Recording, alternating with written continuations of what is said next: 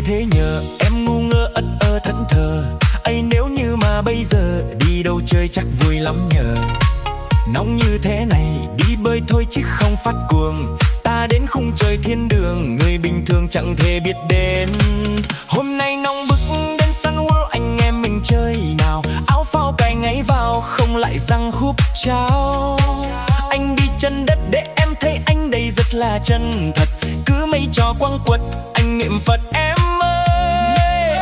Trời nóng quá đến đây bơi cùng leo lên ông ta chiến anh ơi. Thật vui quá không lo chơi đi anh mời.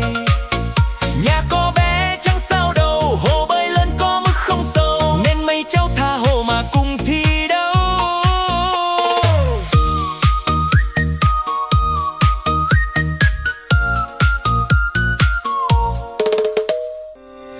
Mùa hè đã đến, hãy cùng gia đình và người thân ghé ngay Sun World Vũng Tàu để tận hưởng những phút giây vui chơi sôi động, khám phá hàng loạt trò chơi hấp dẫn và không gian giải trí tuyệt vời.